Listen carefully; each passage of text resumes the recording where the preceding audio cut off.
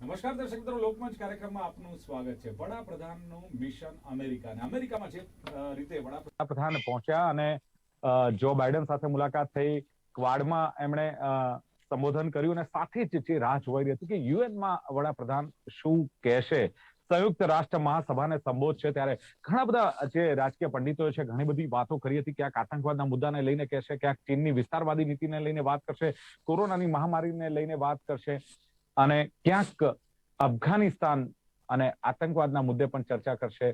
શરૂઆત જે વડાપ્રધાને કરી એ ક્યાંક ચોક્કસ એવું કહેવાતું હતું કે ભારત શું છે, ભારતની એક બદલાયેલી ઇમેજ જે છે એ મૂકવાનો પ્રયાસ કર્યો. અને આમે ગ્લોબલ મંચ હોય ત્યારે વડાપ્રધાન પોતાના દેશની એક ઇમેજ મૂકવાનું ક્યારેય ચૂકતા નથી. આજના સંબોધનમાં પણ આપણને જોવા મળ્યું. એમણે ઘણી બધી વાત કરી કે આઝાદીના 75મા વર્ષમાં જયારે ભારતે પ્રવેશ કર્યો છે 15 ઓગસ્ટે, અને વાઇબ્રન્ટ ડેમોક્રેસીનું ઉત્તમ ઉદાહરણ ભારત છે. ડઝનો ભાષા છે, સેંકડો બોલી છે, એની વાત કરી. અને એક નાનું બાળક રેલવે સ્ટેશન પર પોતાના પિતા સાથે ચા વહેતું અને એના પરથી આ ચોથી વખત સંબોધન કરી રહ્યા છે એની પણ એમણે વાત કરી. હું એક એવા દેશમાંથી આવું છું કે જે ડેમોક્રેસીનું એક ઉત્તમ ઉદાહરણ છે.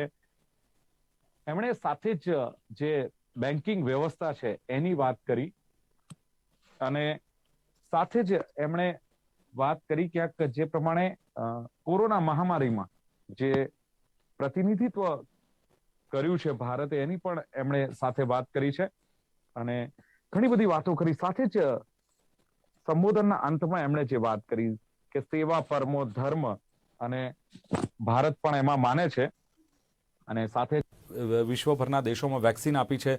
આતંકવાદને લઈને એમણે એમ કહ્યું છે કે અફઘાનિસ્તાન ની ધરતીનો આતંકવાદ માટે ઉપયોગ કરવામાં ન આવે. પાકિસ્તાનનું નામ નથી લીધું, પરંતુ એમણે ચોક્કસ કહ્યું છે કે આતંકવાદનો પોલિટિકલ ટૂલ્સ તરીકે જે દેશો ઉપયોગ કરી રહ્યા છે એ ન થવો જોઈએ.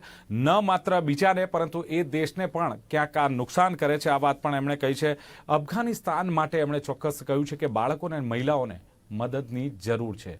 એમણે તાલિબાન શબ્દ કે તાલિબાનો વિશે એક પણ હર્ફ સુદ્ધા ઉચ્ચાર્યો નથી અને સંયુક્ત રાષ્ટ્રને પણ એક સલાહ આપી છે કે ઇફેક્ટિવિટી ક્યાંક સુધારવી પડશે. ઘણા બધા સવાલો ઉઠી રહ્યા છે, એના જવાબ પણ આપવા પડશે. આ જ બાબતને લઈને ચર્ચા કરવી છે. ચર્ચા કરવા માટે મારી સાથે જોડાયા છે વરિષ્ઠ પત્રકાર, દિલ્હીથી મારી સાથે જોડાયા છે અશોક વાનખેડે જોડાયા છે. અશોકજી, સ્વાગત છે આપનું. સાથે જ યુએસએથી ગાયત્રી જોશી જોડાયા છે. ગાયત્રીજી, આપનું પણ સ્વાગત છે. અને સાથે જ વિંગ કમાન્ડર એવા જયદેવ દેસાઈ જોડાયા છે. જયદેવભાઈ, આપનું પણ સ્વાગત છે. Thank you very much. Ashok ji, पहले तो क्या कहेंगे, जिस तरह यूएन में वडाप्रधान ने जो संबोधन किया है उसमें कुछ भारत की जो इमेज बदली है या बदली हुई इमेज को ग्लोबल मंच पर रखा है, ऐसा कहा जा सकता है? क्योंकि जिस तरह से उन्होंने भारत में जो जो काम किया सरकार ने वो रखा है, वाइब्रेंट डेमोक्रेसी की बात की, कोरोना महामारी की बात की, क्या लगता है बदली हुई एक इमेज या बदला हुआ भारत जो ग्लोबल मंच पे रखा है, ऐसा लगता है आपको? देश के भारत के प्रधानमंत्री है, जब भारत के बाहर जाएंगे तो कभी गलत बात करेंगे नहीं, वो तो भारत की शोकेस करेंगे, भारत की महिमा बताएंगे, भारत का पूरा भारत की। अब ये ग्लोबल विलेज भारत में जरा भी कुछ कोई चीज हो जाती है या तालिबान महिलाओं पे कैसा अत्याचार करता है, वो आपके पास आने में कुछ सेकंड लगते हैं। शोकेस किया, वो कोई भी वहां बात करेंगे वो सब अपने देश की बात रखेंगे। उन्होंने बात की, उन्होंने फिर वो चाय वाली स्टोरी रिपीट की, उन्होंने कहा कि चाय वाला भी प्रधानमंत्री बन सकता है, बार बार चौथी बात है। मुझे ये भाषण मुझे कोई लगा नहीं था, ये एक्सपेक्टेड भाषण, इसी एक्सपेक्टेड लाइन पे था। लेकिन एक बात जो रेखांकित मैं करता हूं कि आने वाले समय में क्या हमारी फॉरेन पॉलिसी बदलेगी क्या। अफगानिस्तान में और जो माइनॉरिटीज है इनका भी ख्याल हमको रखना पड़ेगा और हमारी ये ड्यूटी बनती है पूरे विश्व की कि अफगानिस्तान को हम मदद करें। उन्होंने चाइना को कहीं ना कहीं ये कि अफगानिस्तान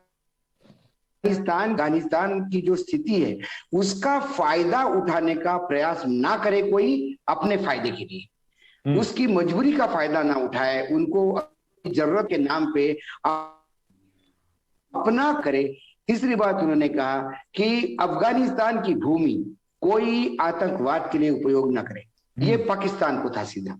उन्होंने ये भी कहा कि पाकिस्तान जो जनक है, जो कि जनक है, वो एक दिन आतंक का शिकार भी होते हैं। तो उनको, वो पाकिस्तान को कहीं ना कहीं नसीहत थी, क्योंकि पाकिस्तान में भी अंदरूनी कहीं ना कहीं खुसूसाहट तो है कि जो तालिबान अफगानिस्तान नहीं रुका, यदि या फिर कल पाकिस्तान भी तालिबानी शासन के तहत जाएगा या वही उसी टाइप की सरकार होगी, तो वहां की आर्मी भी चिंतित है, वहां के बुद्धिजीवी भी पाकिस्तान, तमाम चीजें उन्होंने इसकी। भारत टेक्नोलॉजी की भी बात करता है, भारत टेक्नोलॉजी की बात करता है, भारत बहुत बड़ा बेस बन सकता है विश्व के लिए, वैक्सीन के लिए। आप आइए, हमारे यहाँ तो लोग बना रहे हैं, हमारे 2,000 वैक्सीन हम जल्दी लाने वाले हैं।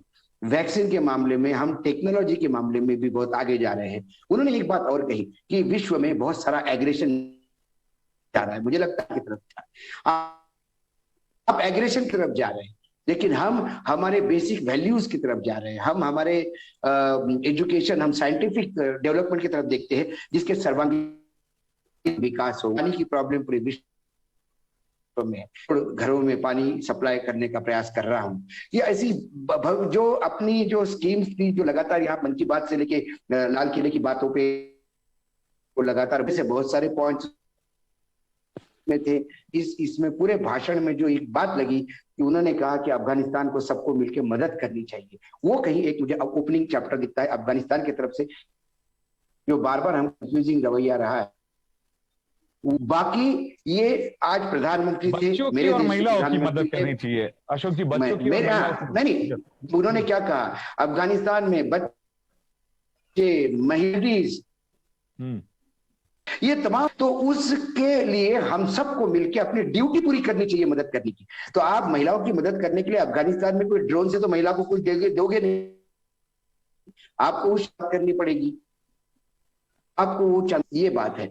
इसके दो पहलू है दिलीप भाई, सीधे सीधे ये भाषण यदि मैं मेरे प्रधानमंत्री का देश के बाहर दिया हुआ यूनाइटेड नेशंस की जनरल सेशन को, तो उन्होंने भाषण होने के नाते मैं उसको सैल्यूट ही करूंगा, लेकिन ये भाषण जब मैं भारतीय होने के नाते इस भारत में सुनता हूं तो उसके मुझे एग्जैक्टली अपोजिट है।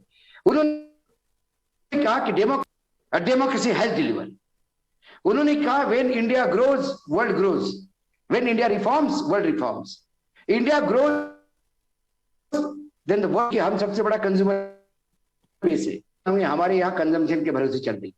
वो कह रहे थे कि India reforms world reforms, world compel us to reform. हमारे यहाँ से आप सिस्टम बंद करिए, कैबिनेट मीटिंग लेके हमको बड़े बड़े उद्योगों को, जो विदेशी मल्टीनेशनल है, उनको टैक्स में हमको छूट देनी पड़ती है। उन्होंने कहा कि अशोक जी, मैं आपके पास आऊंगा, आपका नेटवर्क का भी प्रॉब्लम है, पर कुछ बातें ऐसी भी, the dictatorial democracy can only speak of deliverance, can not deliver. तो हमारे यहाँ प्रॉब्लम ही डिलीवरी, डेमोक्रेसी तो हमारी बहुत बढ़िया चल रही है। ओके, मैंने कहा कि हंसी मजाक में मुझे किसी ने कहा कि ये वाइब्रेंट डेमोक्रेसी नहीं है अशोक जी, गायत्री, ये वाइब्रेटिंग डेमोक्रेसी है। यस ગાયત્રીજી, સવાલ એ છે કે જ્યારે કોઈ પણ દેશના વડાપ્રધાન બીજા દેશની મુલાકાત લેતા હોય છે ત્યારે ત્યાંનું મીડિયા, લોકલ મીડિયા, અહીંયા પણ જે ભારતીય મીડિયા છે બહુ વાહવાહી કરી હતી કે બાઇડન સાથે મુલાકાત થશે, અમેરિકા અને ભારતના સંબંધો મજબૂત થશે, વડાપ્રધાન મોદી અમેરિકાની મુલાકાતે છે। અમેરિકાનું લોકલ મીડિયા, વડાપ્રધાનનું જ્યારે આગમન અમેરિકામાં થઈ રહ્યું હતું ત્યારે ત્યાંના મીડિયાએ વડાપ્રધાન વિશે શું શું લખ્યું, કોઈ ટીકા ટિપ્પણી થઈ, કોઈ વાહવાહી થઈ, કયા પ્રકારનું મીડિયાએ વડાપ્રધાન વિશે લખ્યું હતું? ગાયત્રીજી। દિલીપભાઈ, એકચ્યુઅલી અહીંયા અમારે ત્યાં લોકલ ઇશ્યુઝ એટલા બધા છે કે એ લોકોને આપણા આવા ટોપિક વિશે લખવાની બહુ સાચું કહું તો એટલી બધી જરૂર નથી લાગતી અને કદાચ એમની પ્રાયોરિટીઝમાં નથી। એટલે મેઇન સ્ટ્રીમ મીડિયા મને તો હમણાં છેલ્લા કેટલા દિવસથી મેં સાચું કહું તો CNN પણ એટલું બધું ક્લોઝલી નથી જોયું, પણ ઓવરઓલ જે એક ઇમેજ છે તો CNN જેવા CNN પણ આની નોંધ નથી લીધી। એટલે આપણે અહીંયાના મેઇન સ્ટ્રીમ મીડિયા અને આપણું ઇન્ડિયન મીડિયામાં મને એવું લાગે છે કે જાણે આસમાન જમીનનો ફરક છે।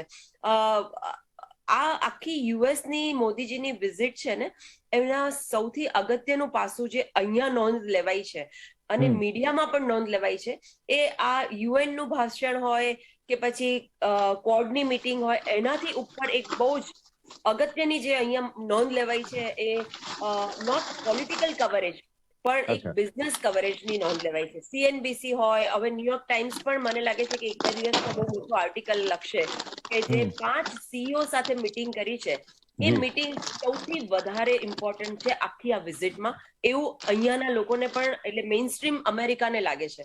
કારણ કે એ બહુ જ સંકેત, એક સિગ્નિફિકન્ટ એમની આ વિઝિટનું પાસું છે કે 5 CEO કે જેમણે જે ભારતનું ફ્યુચર એ બહુ અલગ રીતે એ જોઈ રહ્યા છે, એનું એક સિગ્નિફિકન્સ અહીંયા દેખાઈ રહ્યું છે. અને એ સૌથી વધારે લોકોએ કવર પણ કર્યું છે.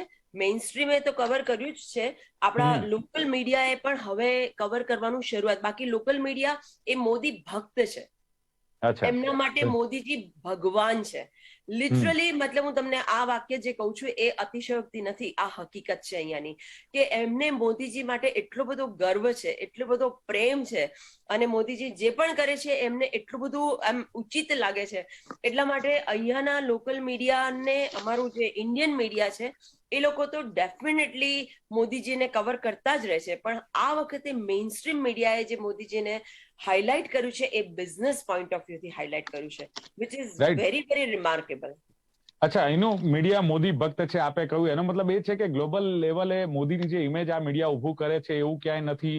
મોદીજીની બાઇડન સાથે મુલાકાત ને કેમેસ્ટ્રી શું છે, ને કયા કપડા પહેર્યા છે, ને કયા પ્રકારની બોડી લેંગ્વેજ છે, લોકલ મીડિયા ગાયત્રીજી ત્યાં સુધીની ચર્ચા કરતું હોય છે. તો એને આપણે મોદી ભક્ત સુધી સીમિત રાખીશું? નહીં, મને લાગે છે કે તમે જે વાત કરો છો એ અલગ, અને હું જે વાત કરું છું એ અલગ છે કદાચ. કારણ કે હું વાત કરું છું ખાલી અને ખાલી Indian diaspora in United states. તો ઇન્ડિયન ડાયસ્પોરા માટે મોદીજી એક આદર્શ નેતા છે, અને હું એની વાત કરી રહી છું. અને એ ઇમેજ આજથી નથી, આટલા બધા વર્ષો થઈ ગયા. આજે 4થી વખત એ અહીંયા બોલી રહ્યા છે એક પ્રધાનમંત્રી તરીકે, આપણા દેશને રિપ્રેઝેન્ટ કરી રહ્યા છે. યુએનમાં હોય કે બે અહીંયાના પ્રેસિડેન્ટ બદલાઈ ગયા. પ્રેસિડેન્સી ટોટલી રિવર્સ પ્રેસિડેન્સી હતી અહીંયાની. ટ્રમ્પની પ્રેસિડેન્સી અને બાઇડનની પ્રેસિડેન્સી ઇઝ ટોટલી ડિફરન્ટ. પણ એમાં પણ આજે મોદીજી અડીખમ ઉભા છે, અને જે રીતે પ્રોજેક્ટ કરી રહ્યા છે ભારતને, અને જે રીતે ઇન્ડિયન્સને અહીંયા પ્રેઝન્ટ કરી રહ્યા છે, એ અહીંયાના ઇન્ડિયન્સ જે છે ને, જે ભારતીયો છે, એના માટે બહુ જ અગત્યનું આ એક મહત્વનું પાસું છે. કારણ કે અમને અહીંયા રહેનારાને એક ભારતીય તરીકે એક ગૌરવ મળે, એ બધાની અપેક્ષા હોય છે. કારણ કે આપણી સંખ્યા અહીંયા કેટલી છે, કેટલા પર્સન્ટેજ છે? બહુ જ ઓછા પર્સન્ટેજ છે, નહીં જેવી સંખ્યા. અને એમાં પણ આપણે કંઈક કરી શકીએ છીએ કે આપણને લોકો એ રીતે ઓળખે છે કે આ ઇન્ડિયન છે, અને આ મોદી સાથે રિલેટ કરે છે આપણા ઇન્ડિયન ફેસને જોઈને. તો I think that is a big success. I think બાકી એની જગ્યાએ જે અશોકજી કહે છે કે તમે પણ કહો છો, એ અલગ એક ટોપિક છે, પણ આ પણ એક રિયાલિટી છે. ઓકે, જયદેવજી, આપનું શું કેવું છે? જે પ્રમાણે સંયુક્ત રાષ્ટ્ર મહાસભાનું જે સંબોધન હતું ને, એમાં એક ચોક્કસ મેસેજ જશે. ચાઇના પાસે એક મેસેજ જશે, ક્યાંક પાકિસ્તાનને લઈને જશે, ક્યાંક અફઘાનિસ્તાનમાં જે તાલિબાનોનું રાજ છે એને લઈને એક મેસેજ જશે. શું વિચાર્યું હતું ને યુએનમાં સંબોધન સાંભળ્યા પછી જયદેવભાઈ શું લાગ્યું આપને? થેન્ક યુ વેરી મચ દિલીપભાઈ.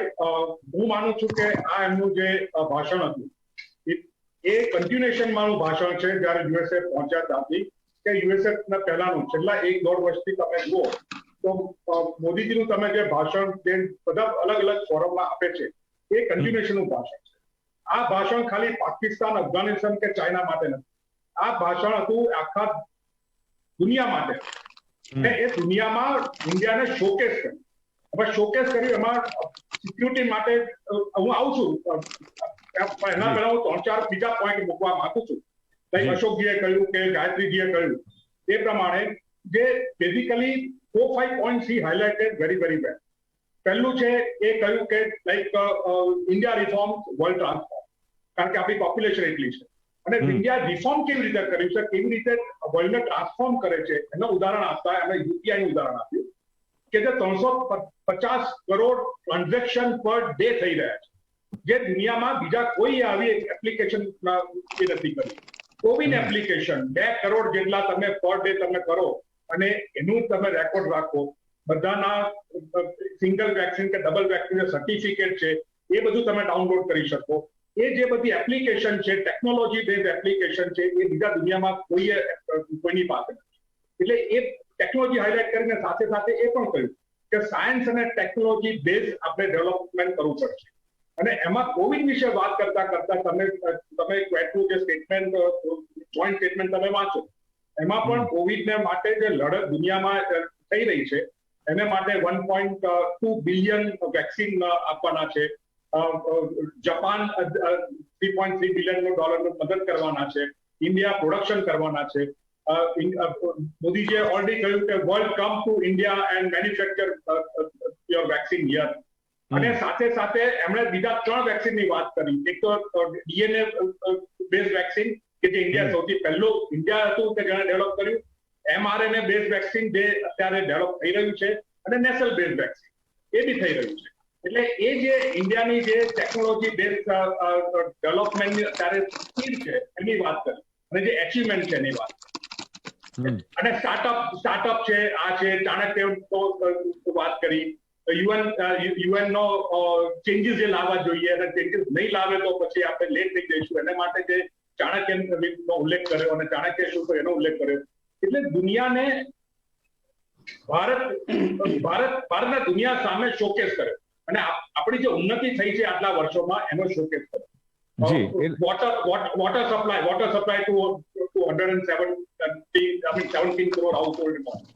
હવે સિક્યુરિટીની આપણે વાત કરીએ, જે તમે કહ્યું એ પ્રમાણે કે જે પાકિસ્તાન છે, અફઘાનિસ્તાન અને ચાઇના, પણ કોઈ બી કન્ટ્રીનો એમનો ઉલ્લેખ નથી કર્યો અને એ ઉલ્લેખ કરતા બી નથી. આપણને ખબર છે પાકિસ્તાન, ચાઇના ઘણા બધા એમને કહે છે કે જે મોદીને જે વિરોધ કરે છે કે કેમ ઉલ્લેખ નથી કરતા, પણ એની there is a reason behind it. બરાબર. હવે એમાં એમણે ત્રણેય લઈને અને સાથે વર્લ્ડને બી લીધો અને ક્વાડમાં પણ એ થયું કે તમારે ચાઇના વિશે કોઈ expansionism, rule base usage of the ocean, rule base naval use should be there. Terrorism માટે પાકિસ્તાને ટેરરિઝમ માટે દુનિયા સામે ઊભું કર્યું કે જે ટેરરિઝમની જનક છે એ પોતે જ ટેરરિઝમને એને ઇફેક્ટ થવાની છે. અફઘાનિસ્તાન માટે કહ્યું, તાલિબાન વિશે કહ્યું. એ જે બધું તમે આખું તમે ભાષણ જુઓ તો એ સંપૂર્ણ રીતે એક સારું, સહજ અને દુનિયાને સામે ભારતે ગર્વ જેવું કહી શકે એવું ભાषण को। जी जी अशोक जी सवाल ये है कि ग्लोबल मंच था और भारत की एक इमेज रखनी थी, उसमें बड़ा प्रधान कामयाब हुए शायद उन्होंने जो भी बात की, चाहे वैक्सीन की, वैक्सीन निर्माता को आमंत्रित किया।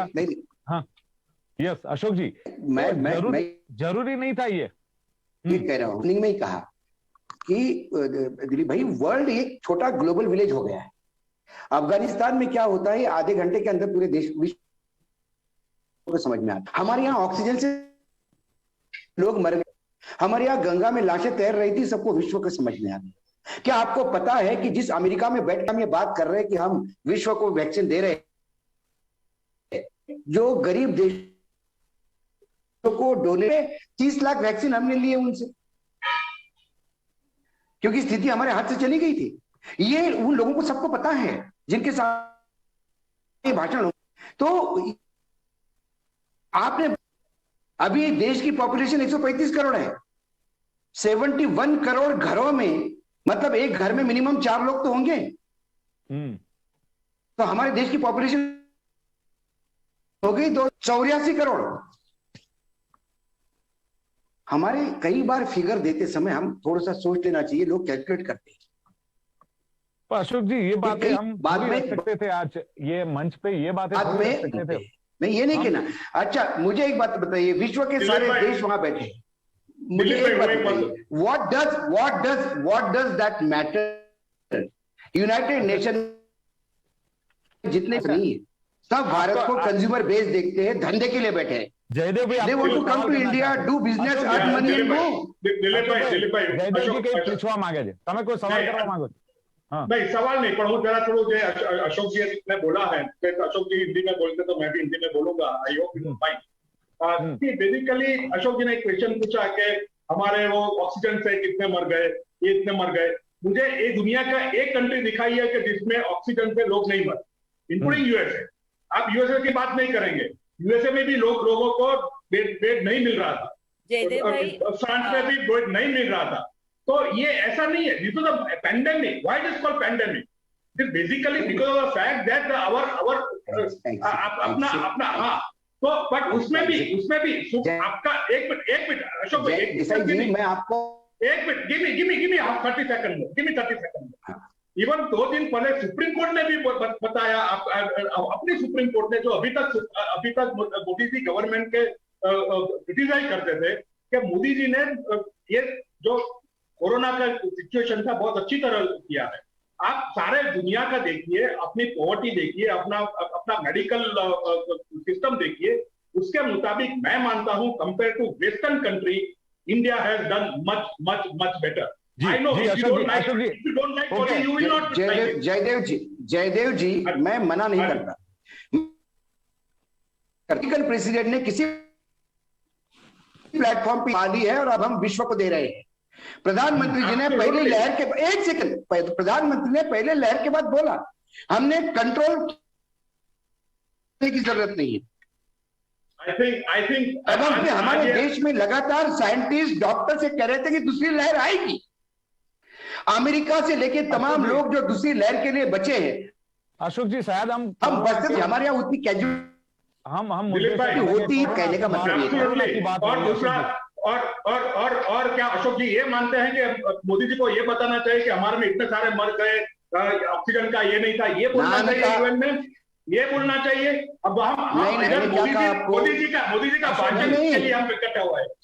चलो नहीं, हम मोदी जी का भाषण, मैंने सबसे पहले क्या कहा, आपने सुना नहीं ठीक से।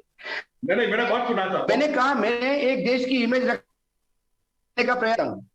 मेरे प्रधानमंत्री को मैं सैल्यूट करता हूं कि बहुत अच्छा भारत का इमेज रखा, लेकिन भारत के अंदर जब उस भाषण को सुनता हूं तो उसके मैं कई अर्थ निकालता हूं कि मैंने बोला, मैंने वाइब्रेंट पर अशोक जी दो शब्द भी यूज किए। अशोक जी वो आपके पर्सनल व्यूज हो गए, फिलहाल तो हम चर्चा कर रहे हैं।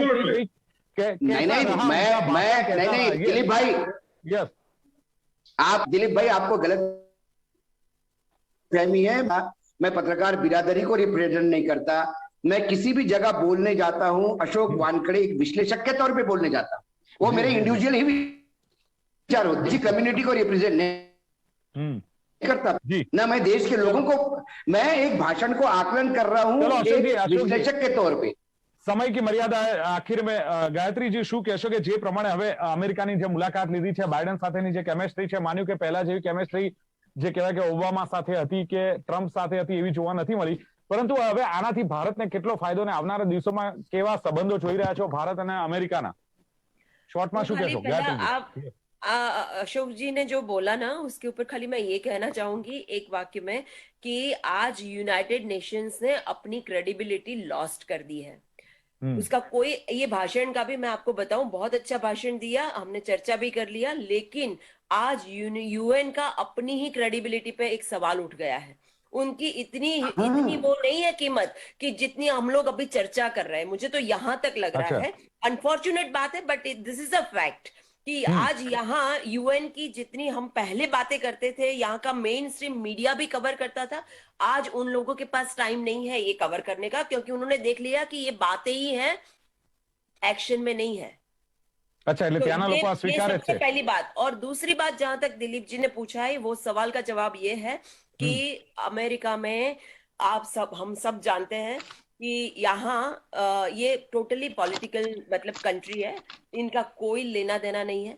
बाइडेन हो, ट्रम्प में इतना फर्क था कि ट्रम्प जो है वो हमेशा अमेरिका फर्स्ट की बातें करता था, और वैसे ही बात है मोदी जी भी करते हैं कि भारत पहला, भारत प्रथम है उनके लिए।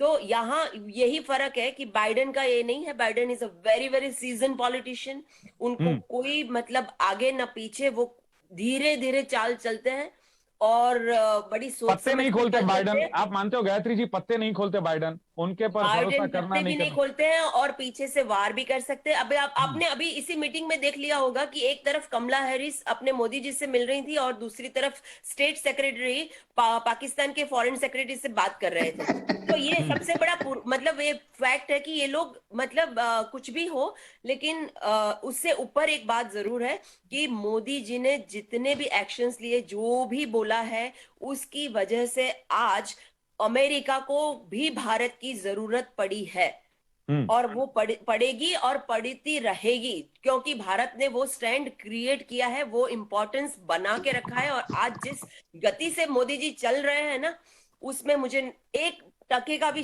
मतलब शंका नहीं है। હું એટલા બધા વિશ્વાસપૂર્ણ આ વાત કહી શકું એમ છું, એક ભારતીય તરીકે, અમેરિકામાં વસતી એક ભારતીય તરીકે, અને હું તો હજુ બી ત્યાંની જ નાગરિક છું, આપણા જ બરાબર. દેશની. એટલે હું બંને પક્ષેથી એટલા હક સાથે કહી શકું કે આજે ભારતની જે સિચ્યુએશન છે કે અમેરિકાને પણ ભારતની જરૂર પડે એવી સિચ્યુએશન કદાચ પહેલા નથી ક્યારેય. એ જે અચ્છા. મોદીજીને ક્રેડિટ આપવી જ પડે આપણે, આપણને ગમે કે ના ગમે, પણ મોદીજીને તમે હેટ નહીં કરી શકો, તમે ઇગ્નોર નહીં કરી શકો, એવી સિચ્યુએશન મોદીજીએ ક્રિએટ કરી છે. કારણ કે એમણે એવા એક્શન્સ લીધા છે, એમણે એવી ઇમેજ બનાવવા માટે પૂરેપૂરી શક્તિ લગાડી છે એમની. અને આજે યુએન ના ભાષણમાં પણ ભલે એની ઇમ્પોર્ટન્સ નહીં હોય કે હોય, એ તો આપણે, હું તો બહુ નાની વ્યક્તિ છું એના માટે, પણ મને એવું લાગે છે કે એમણે જે વેલ્યુ સિસ્ટમની વાત કરી છે એ બહુ જ મોટો મેસેજ છે. પોલિટિક્સ થી ઉપરની એક વાત છે જે એમણે કરી છે, અને I think we all should respect this. બધા જ ઇશ્યુઝ, અને જ્યાં સુધી અશોકજીએ કીધું કોવિડની વાત, હું તમને સાચી હકીકત કહું, अशोक जी, हमारे वहां कोविड का आज इतना बुरा हाल है, लेकिन बाइडेन जी की कृपा से आप लोगों तक वो न्यूज नहीं पहुंच रही है. अच्छा, हमारे એટલે वहां जितना हम वही सफर कर रहे गाय- हैं वो हमारे गायत्री भारत जी, में नहीं हो रहा. गायत्री जी, भारत में बहुत वही हाल अच्छा है, बोला, बहुत अच्छा भारत बोला। में वही नो भारत में वही हाल हो है। रहा होगा, सर लेकिन please check USA, plus check USA. Okay. Bharat की वही- संख्या, ओके, भारत की ओके. संख्या को देखते हुए, भारत की एक ब्रेक सिचुएशन लिए गायत्री जी, भारत का गायत्री जी, इतिहास एक देखते हुए ब्रेक लिए आज છે અને अमेरिका की कंपैरिजन और करेंगे तो બહુ भारत જ आज भी आगे है. રસપ્રદ તબક્કામાં मैं ये છે ગાયत्री कहूंगी. जी. એક બ્રેક લેते हैं. ग्रेजुअलिज्म अशोक जी ब्रेक लेते हैं. ब्रेक के बाद- विवेकानंद ब्रेक के जी बाद- ने जो शुरू जी, किया था अमेरिका में, ब्रेक लेते हैं. उसके ब्रेक के बाद हर हर अशोक हर जी, प्राइम मिनिस्टर ने बोला है। અશોક જી બ્રેક લેતે બ્રેક કે બાદ આપણે આ ચર્ચા આગળ વધારીએ. બહુ જ કહેવાય ને કે એક ઇન્ટરેસ્ટિંગ તબક્કામાં જ્યારે આ ચર્ચા પહોંચી છે. એક બ્રેક લઈએ, નાનકડા બ્રેક બાદ ફરી મળીએ છીએ લોકમંચ કાર્યક્રમ.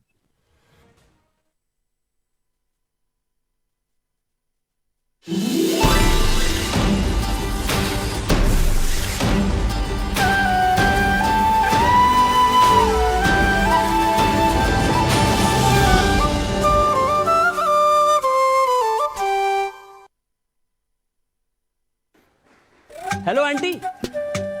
सुन बेटा, केबल तो ठीक चल रहा है हमारा. अरे नहीं नहीं आंटी, वो अंकल 4-5 दिन से वॉक के लिए नहीं आया ना पार्क में, तो मैंने सोचा मैं ही चल के मिल लेता हूँ। अच्छा किया बेटा. वैसे अंकल की तबीयत तो इतनी अच्छी नहीं है. अच्छा। चलो अंदर चलो. अरे आयरन मैन, क्या हुआ?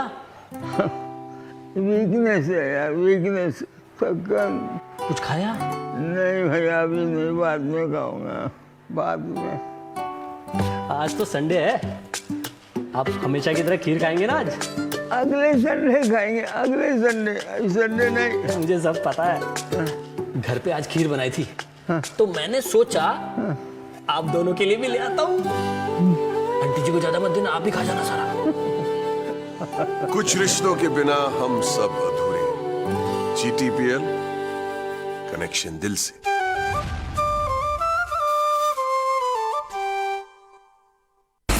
સડકથી લઈ સંસદ સુધી ખેલાતા રાજકીય દાવપેચ, સામાજિક સમસ્યાઓ સામે ઉઠતા પ્રશ્નોને પડકારો,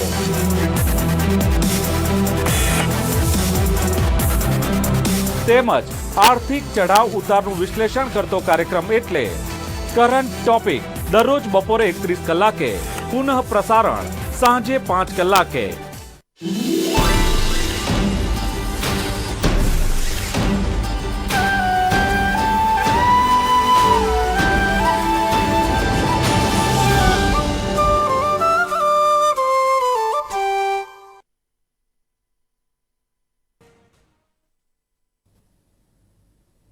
વેલકમ બેક. આપ જોઈ રહ્યા છો લોકમંચ કાર્યક્રમ ને પ્રધાનમંત્રીનું યુએનમાં સંબોધન કેવા પ્રકારનું રહ્યું, એક ઇમેજ જે છે ભારતની એક ઊભી કરવાનો ક્યાંક પ્રયાસ કર્યો અને શું લેખાજોખા સંબોધનને લઈને ચર્ચા કરવા મારી સાથે અત્યારે જોડાયેલા છે અશોક વાનખેડે, જે વરિષ્ઠ પત્રકાર છે, ગાયત્રી જોશી જે યુએસએથી જોડાયેલા છે, અને જયદેવ દેસાઈ વિંગ કમાન્ડર મારી સાથે જોડાયેલા છે.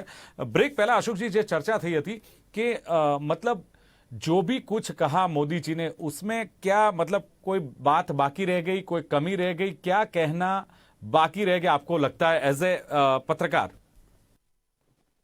अशोक जी, लगता है यूनाइटेड नेशंस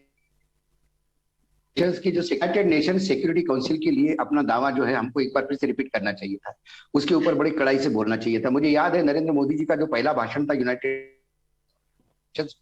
उस टाइम पे यूनाइटेड नेशंस के भूमि खड़ा होकर कहा था कि यूनाइटेड नेशंस को ड्रास्टिक रिफॉर्म्स की जरूरत है, आपको बदलने की जरूरत है, आपके यहाँ बहुत पुराना काम चल रहा है, आपको ऑर्डर को देखते हुए आपको चेंजेस करने की जरूरत है.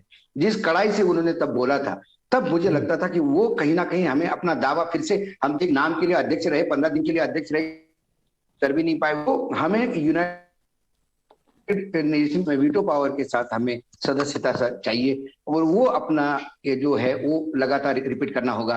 हमें लगातार जो ग्लोबल वार्मिंग और बाकी जो चीज है उसके परेशान किया जाता है भारत को, कई जगह हमारा सफोकेशन होता है, वहां हमें कुछ बेल आउट करना चाहिए. जी जो गैट एग्रीमेंट है, गैट एग्रीमेंट के तहत चीजें हैं जहां पुरानी सरकारों ने, उसकी वजह से हमारे यहाँ के एग्रीकल्चर से लेके हमारे यहाँ लेबर लॉस का भी जो लगातार बाहर से प्रेशर है अमेंडमेंट का, वो है, उसको थोड़ा सा एड्रेस करने की जरूरत है.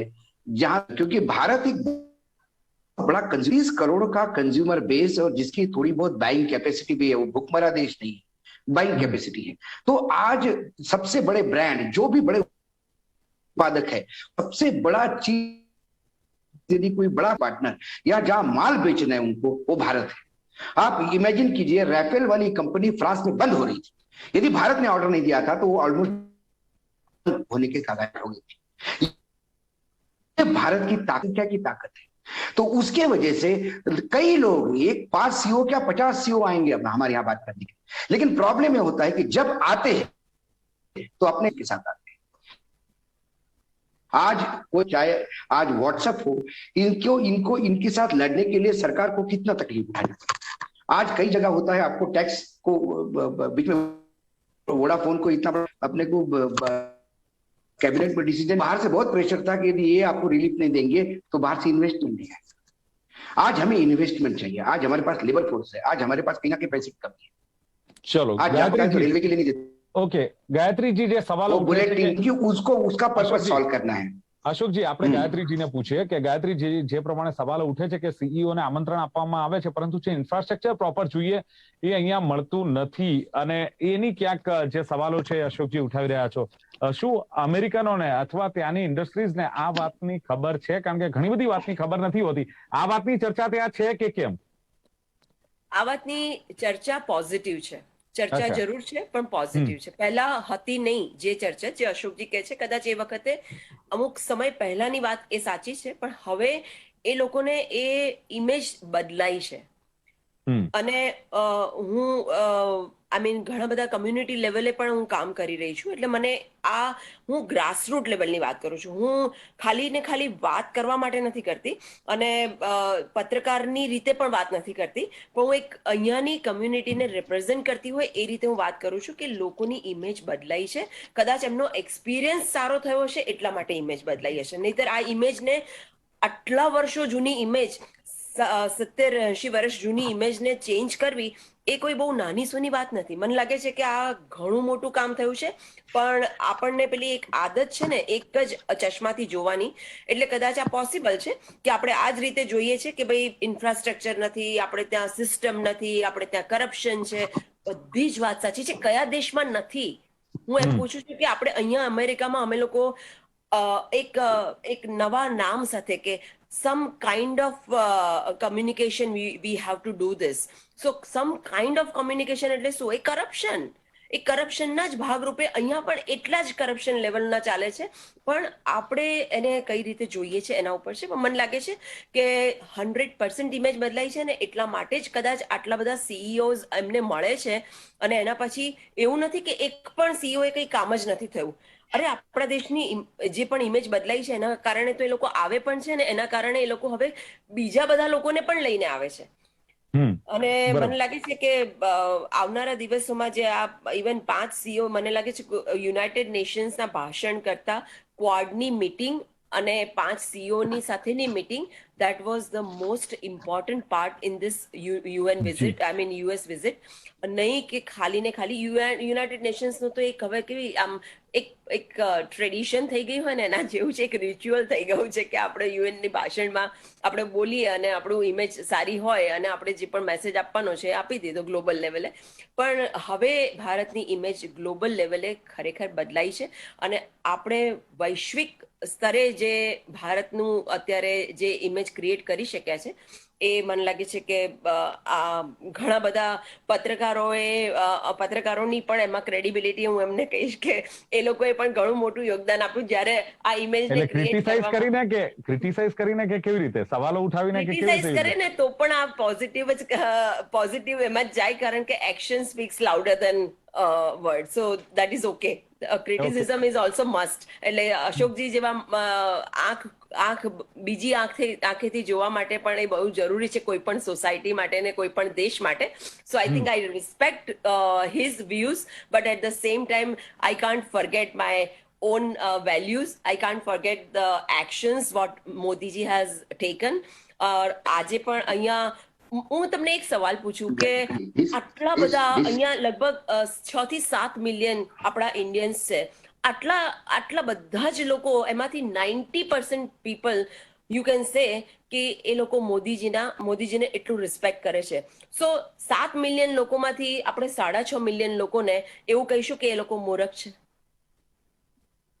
अशोक जी नहीं, मैं इनके लिए तो हम मूर्ख ही है, इनके लिए तो हम मूर्ख कह रहा हूँ आपको कि हमारी जो सब कॉन्टिनेंट है, भारतवर्ष जिसको हम कहते हैं, वहां पे मुगलों ने राज किया, वहां अंग्रेजों ने राज किया. हमारी अस्मिता, हमारी कल्चर समाप्त नहीं कर पाए.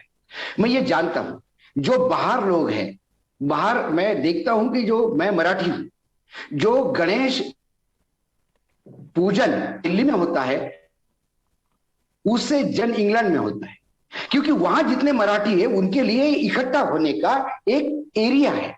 इसलिए उनको गणपति पूजा या नवरात्र का दांडिया देश में होगा वो ज्यादा ही देखिए होगा, क्योंकि आप एक कम्युनिटी माइनॉरिटी हो वहां पे, तो आप अपने ही लिए जाते हो. दिल्ली में इतने मराठी है कि वो कौन गणपति बैठता है, कोई जाता है, कोई नहीं जाता है, वो माइनॉरिटी होगी. तो बिजनेस हो गया, गुजरात में दांडिया एक बिजनेस हो गया बहुत बड़ा. तो ये चीजें बाहर के जो भी लोग हैं किसी भी देश में, ये अमेरिका में नहीं, आप चाइना में जाके देखिए, चाइना अशोक जी लोग हैं, इमेज बदली नहीं है. अशोक जी इमेज बदली नहीं है इंडिया की. नहीं इमेज नहीं, तो इसके पहले क्या इंदिरा गांधी के समय ये इमेज थी कि इस देश में धर्म कल्चर सब खत्म हो गया? मनमोहन सिंह के समय ये कल्चर थी, वहां मार्केटिंग नहीं होते थे, सोशल मीडिया नहीं होता था. इंदिरा गांधी का निक्सन का मिलने का एयरपोर्ट का जो फुटेज है, वो निक्सन ने कई सालों बाद वो भाषण सुनिए, आपको रोंगटे खड़े हो जाते हैं. निक्सन के बगल में खड़े होकर एयरपोर्ट को निक्सन को ललकारना और बताना कि मैं एक गरीब कंट्री से हूं, इसका मैं भिखारी हूं, जीने वाला मेरा देश है और मैं दोस्ती का हाथ आपके सामने लेके आई हूं, मैं कोई कटोरा लेके नहीं आई हूं. ये शब्द इंदिरा गांधी के निक्सन में खड़े हैं उसी एयरपोर्ट पे जहां उसको वेलकम किया गया, लेकिन तब टेलीविजन नहीं थी, तब डिस्कशन नहीं होते थे, तब सोशल मीडिया नहीं था. અચ્છા જયદેવજી, આપનું શું માનવું છે કે જે પ્રમાણે ઇન્ડિયાની ઇમેજ પહેલા હતી ને છેલ્લા મોદી સરકાર આવ્યા પછી સીધો જ સવાલ છે કે 7 વર્ષથી જે ઇન્ડિયાની ઇમેજ છે અથવા જે એક્શન છે મોદીના, એ એક્શન ને એ ઇમેજ ને ક્યાંક બદલાવ આપ જોઈ રહ્યા છો, ક્યાંક પોઝિટિવ જોઈ રહ્યા છો કે ના પહેલા પણ આવી જ ઇમેજ ઇન્ડિયાની હતી, પહેલા માર્કેટિંગ નહોતું, અશોકજી કહેતા હતા સોશિયલ મીડિયા નહોતું, એને કારણે ક્યાંક એ ઇમેજ બહાર નહોતી આવતી? બેઝિકલી હું એવું કહીશ, તમે માર્કેટિંગ ભલે ગમે તેવું સારું કરો પણ જો પ્રોડક્ટ સારી નહીં હોય તો માર્કેટિંગ કેટલી સરસ, રાઈટ? એટલે તમે એમ કહો કે ખાલી તો માર્કેટિંગ છે પણ પ્રોડક્ટ નથી, એ એબ્સોલ્યુટલી એ આઈ મીન કાળા ચશ્મા પહેરીને બેસવાનું કે ડાબલા કરીને કે આપણે કશું જોવું. આપણે ચલો ગુજરાતનો દાખલો જોઈએ, યુપીનો દાખલો જોઈએ, તો કોઈ બી તમે સ્ટેટમાં જાઓ આજે જે રીતે ઇન્ફ્રાસ્ટ્રક્ચર થઈ રહ્યું છે, જે રીતે તમારું મોબાઈલ ડેટા જે યુપીઆઈ ને જે બધું આપણે મોદીજીએ કહ્યું ને આપણે પેલા ચર્ચા કરી, એટલે એટલું બધું चेंजेस થયા છે. देसाई जी, अशोक जी हंसने की बात नहीं है, आप हंस सकते हैं, आप बड़े मैं तो छोटा आदमी हूँ, मैं फौजी आदमी हूँ, मैं पत्रकार नहीं हूँ साहब, मैं पत्रकार नहीं हूँ, हंसने की बात नहीं है, की बात नहीं। देसाई साहब मुझे बोलने दीजिए, साहब मुझे बोलने दीजिए ना, आपने तो 15 मिनट बोल दिया, मुझे 2 मिनट दे दीजिए, सिर्फ मतलब 2 मिनट बोलिए। आप तो बड़े पत्रकार है, बहुत चैनल में आते होंगे, हमको तो इधर एक आध दो चैनल में बुला लेते हैं, सबको भी थोड़ा बोलने का मौका दे दीजिए सर प्लीज। आप पूरा बोलिए। Thank you very much, I appreciate your gesture. Please go ahead. Thank you very much. એટલે બેઝિકલી તમે જો એવું કહેતા હોય કે આપણે કશું થયું નથી ભારત દેશમાં, આપણે જે 10 વર્ષ હતા એ જ અત્યારે છે, પણ ખાલી મોદીનો માર્કેટિંગની ટેકને કારણે આપણનું આ નામ વધ્યું છે, એ કોઈના ગળામાં ઉતરે નહીં। અને ચલો તમે એકાદ બે જણા ગઈ અશોકજીને કહો એસા લગ રહા હતા, પણ દુનિયાના આખા બધા દેશોમાં આખા બધા બિઝનેસ વાળાને, આખા બધા આટલા મોટા લીડરોને પણ એવું લાગે છે કે આ મોદીના કારણે જ અમે આવીએ છીએ, બાકી તો અમે ભારતમાં કશું થયું નથી, છતાં પણ મોદી કહે છે એટલે અમે આવીએ, અમે આવીશું, ભલે અમને કશું નહીં મળે, ભલે અમને ઇન્ફ્રાસ્ટ્રક્ચર નહીં મળે, પણ મોદીએ કહ્યું છે એટલે આવતું। તમને એવું લાગે છે કે બિઝનેસ એ રીતે અહીંયા ઇન્વેસ્ટમેન્ટ કરવાનો છે? આ આપણી મોટી ભૂલ છે, અને એ આપણે ખાલી મોદીનું મારે આ પોલિટિકલ નહોતું કરવું, અમે ફોજી, મારે પોલિટિકલ નહોતું કરવું, પણ પોલિટિકલ થઈ ગયું છે, એટલે મારે પોલિટિકલ કોમેન્ટ આપવી પડે છે કે તમે મોદીનો વિરોધ કરવા ખાતર વિરોધ કરો છો, અને જે વિરોધ નથી કરતો મારી જેમ કે ગાયત્રીજીની જેમ, એટલે તમે એને અંધભક્ત કહીને તમે બંધ કરી દો, અને લાઈક હમણાં મને બોલવા માટે તમે વચ્ચે કૂદી પડ્યા, એ તમે બીજા બધાને પણ હું બધા ટીવીમાં પણ આ જ જોઉં છું, એટલે આમાં આ તમે જે કરો છો એ નવું નથી અત્યારે થઈ રહ્યું, એટલે આપણે જે હું બીજા પાર્ટીનો તો સવાલ નહીં આપું એક્ઝામ્પલ, તમે સમજી ગયો, મેં તમને કોઈ પ્રોડક્ટ સારી ના હોય તો માર્કેટિંગ કરો તો બી પ્રોડક્ટ વેચાવાની નથી। કોંગ્રેસની શું હાલત છે અત્યારે, શું હાલત છે અત્યારે? ઓકે, તમે એટલે એ વસ્તુ જ ખોટી છે। અને અત્યારે તમે જે સીઈઓની જે એના પછી જે સીઈઓ બહાર આવે ને એમનો જે તમે વિડીયો જુઓ અને જે બીજા બધા તમે ફાઇનાન્શિયલ રિપોર્ટ જુઓ, અશોકજી તો બડે પત્રકાર है, मुझे तो I am sure he must be reading all કે અત્યારે આટલા બધા billions of dollar people are ready to invest. અત્યારે તમે જે પોલિસી જુઓ છો, ટેલિકોમ પોલિસીમાં જે ચેન્જીસ આવ્યા, એગ્રીકલ્ચર પોલિસીમાં, બધી જ પોલિસીમાં જે આપણે ટોટલ હતું આપણે ડેવલપમેન્ટનું, એ બધા જ જે ટોટલ અત્યારે કાઢી નાખવામાં આવ્યા છે, આ ધીરે ધીરે કાઢી નાખવામાં આવ્યા છે, એટલે અત્યારે આપણે $5 ટ્રિલિયન જે ઇકોનોમી તરફ જઈ રહ્યા છે। मैंने कहा इस 2025 में नहीं, पर 2026-27 में definitely we going to become 5 trillion. There is not, I have no doubt about that. Ashok ji, उन्होंने सवाल सीधा किया कि रेपर अच्छा होने से प्रोडक्ट अच्छी, ऐसा है नहीं, मार्केटिंग करते हो तो प्रोडक्ट भी अच्छी होगी, ये भी जरूरी नहीं है, सिर्फ मार्केटिंग। आज मैं ड्यू रिस्पेक्ट मैं हंसा इसलिए कि आजकल जो प्रोडक्ट में दम नहीं होता उसका मार्केटिंग अच्छा करना एक भी लेता ही है ना साहब। राहुल गांधी को प्रोडक्ट में बेच ₹2 का, तो एक सेकंड, एक मिनट जैसे कि आप मुझे बोलने दीजिए प्लीज, मुझे बोलने दीजिए। इस देश की इकोनॉमी किसने खोली?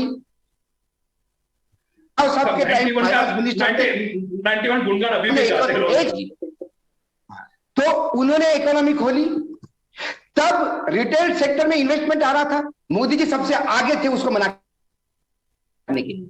मनरेगा चालू हो गया, मोदी जी ने मनरेगा एक डेड बॉडी का वो थड़गा बताया, इट्स वो मरने का जो समाधि है ये कांग्रेस की, ठीक है। एक में भाषा देसाई साहब आपको एक भाषा, उन्होंने क्या कहा था? उन्होंने आधार कार्ड को कहा था ये आधार सिस्टम जो है ये फ्रॉड है। भाषण उनके मैं देता हूं आपको, ये सब उन्होंने कहा था। उन्होंने कि कमजोर सरकार दमदार सरकार मैनेजमेंट से पब्लिक एंटरप्राइजेस चलाती है। ये भी भाषण में आपको दे दूंगा उनका। आज मैं ये कहता हूं कि आप जो मनमोहन सिंह किया कर रहे हैं, आप वही कर रहे हैं। आप कैश ट्रांसफर की बात कर रहे थे, मनमोहन सिंह ने कैश ट्रांसफर कब शुरू किया? एक सेकंड, मैं अभी 1 मिनट, मैं देसाई जी को यह बताना, बैंक अकाउंट कैश ट्रांसफर नहीं हो सकता, पहले बैंक अकाउंट खोले। टेलीकॉम लाया कौन?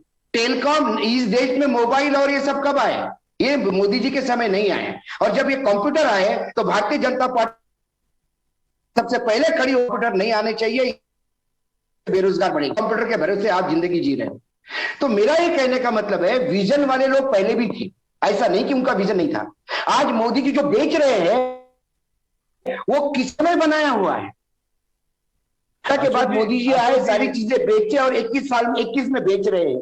मेरा कहने का मतलब ऐसा ही है, मैं इसलिए कि मोदी जी आने के बाद ही नहीं, 370 हटी, 3 तलाक कायदा आप इंदिरा गांधी मोदी सरकार नहीं कर सकते। सर्जिकल स्ट्राइक करते हो और उसको चुनाव में बेचते हो। उसने तो पाकिस्तान के 2 टुकड़े ही कर दिए थे।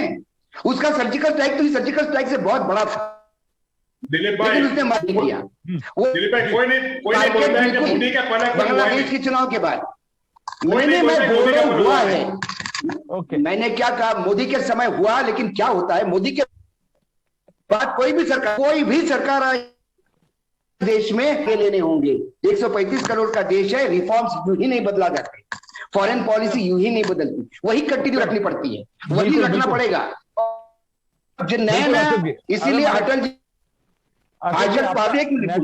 अटल जी ने जब पहली बार, एक सेकंड, अटल जी ने पार्लियामेंट में कहा था अपने भाषण में, जब पहली बार प्रधानमंत्री बने थे, उन्होंने कहा था कि तो मुझे कह रहे हैं कि होगा हम करेंगे।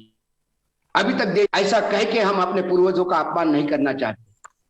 भागवत जी ने कहा, आरएसएस के भागवत जी ने, कि देश आजाद होने से आज तक हर सरकार कुछ ना कुछ काम किया। उसके बाद नरेंद्र मोदी जी ने पार्लियामेंट में दूसरी बार चुनाव जीत के आए।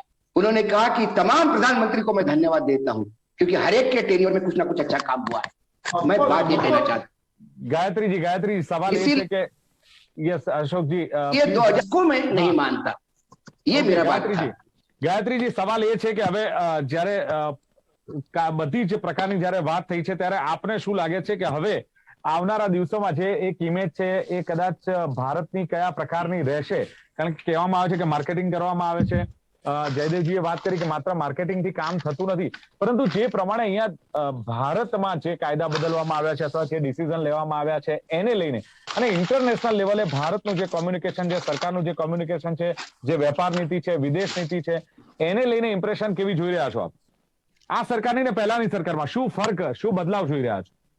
नहीं, फर्क मुझे ये लग रहा है अशोक जी, आपकी बात से बिल्कुल मैं सहमत हूं कि हर एक प्रधानमंत्री उस समय के लिए उचित काम करते हैं और वो आज मोदी जी भी कर रहे हैं। बट मोदी जी में फर्क वो है कि मोदी जी की दूरंदेशी, मोदी जी की हमारे धर्म के प्रति, हमारे कल्चर के प्रति, हमारी संस्कृति के प्रति जो उनका डेडिकेशन है, क्योंकि आफ्टर ऑल आप भी जानते हैं कि संघ के वैल्यूज क्या है। जो जिस धरातल से वो आ रहे हैं वो राष्ट्रीय स्वयंसेवक संघ की धरातल है और वो धरातल को हम इग्नोर नहीं कर सकते हैं। जो इंदिरा जी ने किया वो उस समय में बहुत जरूरी था, वो उन्होंने किया, उनको हम आज भी रिस्पेक्ट करते हैं। आपने जो वाक्य कहा ना, वो आज भी मुझे वो रोंगटे आज भी खड़े होते हैं जब आपने बोला कि इंदिरा जी जिस तरह से यहाँ रिप्रेजेंट करती थी भारत को, मैं आज भी वो भाषण देखती हूँ।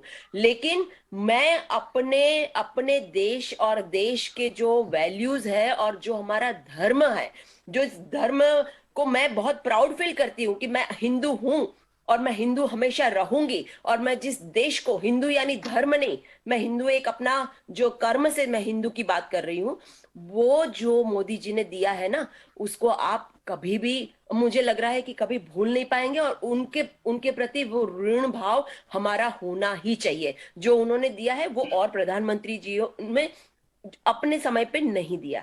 अब वो जरूरी नहीं है कि वो देना जरूरी था, मैं ये भी नहीं कहूंगी। बट आप जो कह रहे हैं कि मोदी जी खाली और खाली मार्केटिंग कर रहे हैं, अरे ऐसा होता तो विश्व के स्तर पे लोग इतने इतने बुद्धिमान लोग बैठे हैं, हम मेरे जैसे तो मतलब एक सामान्य व्यक्ति बोले उसका तो कोई इसके सामने कोई वैल्यू ही नहीं रखते, चलो उससे भी ऊपर उठ के बात करें। तो यहाँ आज कमला हैरिस हो, बाइडेन हो, मिलने के बाद उनका भी रवैया थोड़ा तो चेंज हुआ है, भले ये पॉलिटिकल पूरा पॉलिटिकल ड्रामा है, बट फिर भी मैं कहूंगी कि आज बाइडेन को भारत की जरूरत क्यों पड़ी। वैश्विक स्तर पे जो भी सिचुएशन हुआ वो अपनी जगह है, बट क्यों भारत की जरूरत पड़ रही है? क्योंकि मोदी जी है इसीलिए जरूरत पड़ रही है। उनको पता है कि ये कोई कुछ ऐसा कदम ले सकते हैं कि जिनको साथ में रखना भी जरूरी है, जिनको थोड़ा पॉलिटिकली दूर रखना भी मतलब जरूरी है। गायत्री जी, मोदी जी के आने के बाद भारत की जरूरत ज्यादा है अमेरिका को। मैं एक गायत्री जी का एक बात पे यहाँ पे मैं ये नहीं करता कि हर देश हिंदुओं का, भारत हिंदू का देश है। हिंदू 80% हमारे यहाँ हिंदू हैं, और वो 80% हिंदू संघी नहीं है, आरएसएस के मेंबर नहीं है। 80% में से 20% संघ है, 60% लोग संघ को मानते। तो संघ की कल्चर ही भारतीय कल्चर है, संघ ही हिंदू का रिप्रेजेंटेटिव है। एक तो ये अपने दिमाग से निकाल देना चाहिए। नहीं, मैं ये नहीं कह रही थी, मैंने आपको बोला कि हिंदू धर्म से आए, वो संघ से आए। तो मैंने लाइफस्टाइल नहीं होती। देखिए लाइफस्टाइल क्या है, संघ कभी 13 लाख का सूट पहनता, संघ और कभी कोई खाना नहीं खाता। संघ अपने साथ कभी इंडिया आए तो मैं आपको संघ के यहाँ लेके चलता हूँ। दूसरी बात, एक सेकंड में अभी मैं थोड़ा सा एक्सप्लेन करूं। हर देश आज बार कहीं ये देश 135 बेल्ट है, कोई देश विश्व का इस देश को निगलेक्ट नहीं कर सकता, कोई देश निगलेक्ट नहीं कर सकता। और यही ताकत, यही कारण है कि हम बात नहीं करते हैं। क्या वैक्सीन प्रोडक्शन में अभी हम नंबर 1 हुए? क्या वैक्सीन प्रोडक्शन में यूनाइटेड नेशंस ने हमारे यहाँ टेक्नोलॉजी और पैसा नहीं दिया? क्या सीरम इंडिया? अशोक जी, ये स्टोरी की मर्यादा है। मैं आखिरी कहां से शुरू से बता रहा हूं अशोक जी, ये चर्चा बहुत लंबी इसलिए मैं कहता हूं कि मोदी जी ने काम किया। मैं ये नहीं कह रहा हूं मोदी जी ने काम नहीं किया, मोदी जी ने काम किया, लेकिन नहीं काम किया। Thank you very much. ये नहीं। दूसरी बात, सोशल मीडिया, अब मीडिया इतना हो गया है कि हम घर पे मोबाइल से मैं आपसे बात कर रहा हूं। यदि वो इंदिरा गांधी की और बाकी से होता, फिर लोगों को पता पड़ता कि वो चीजें क्या है। ऑल इंडिया हुआ तो प्राइवेट चैनल नहीं थे, अखबार नहीं थे, अशोक जी पढ़ने वाले लोग नहीं थे। ગાયત્રી હવે એમાં વાંક કોનો? ટેકનોલોજીનો, લોકોનો કે પ્રધાનમંત્રીઓનો? એ ચર્ચાનો વિષય છે, પણ સવાલ એ છે વ્યક્તિનો વાંક છે, વ્યક્તિનો વિચારનો વાંક છે, બાકી કોઈનો નહીં। ઓકે, દિલીપભાઈ હું આમાં અહીંયા એક બે વાક્ય કહેવા માંગુ છું ઝડપથી। આજે કહ્યું છે કે આ ઇન્દિરા ગાંધી પાસે નહોતું, એ બરાબર, એ બધી ટેકનોલોજી નહોતી, પણ જ્યારે આ ભીમ એપ્લિકેશન કે બીજી ડેવલપ કરવામાં આવી અને ત્યારે પાર્લામેન્ટમાં કોંગ્રેસના આ બધા મહાનુભાવોએ કહ્યું હતું કે આપણા દેશમાં લોકો એટલા અભણ છે કે આ બધી ટેકનોલોજી સમજશે જ નહીં, એટલે આ બધું કરવું જ ના જોઈએ। પણ આજે વિશ્વાસ હતો કે જેનાથી આ બધું થયું અને લોકો સમજતા થયા। અત્યારે ગામમાં ગામ થાય એ બધા एप्लीकेशन की बात मत करिए। हमारे यहाँ इनकम टैक्स का पोर्टल खराब ठीक है, वार्निंग दे रही है।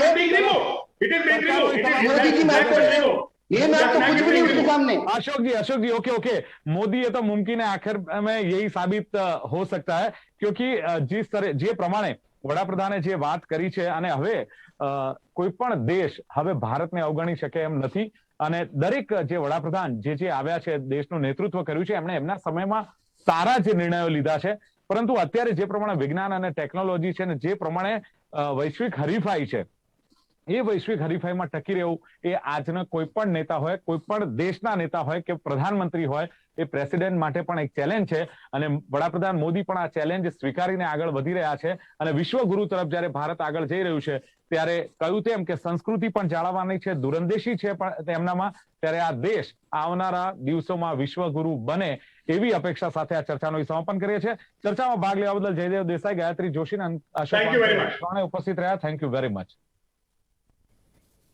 તો દર્શક મિત્રો, લોકમંચ કાર્યક્રમમાં હતી આજની ચર્ચા. ફરી મળીશું એક નવી ચર્ચા સાથે. જોતા રહો ગુજરાત ન્યૂઝ. નમસ્કાર.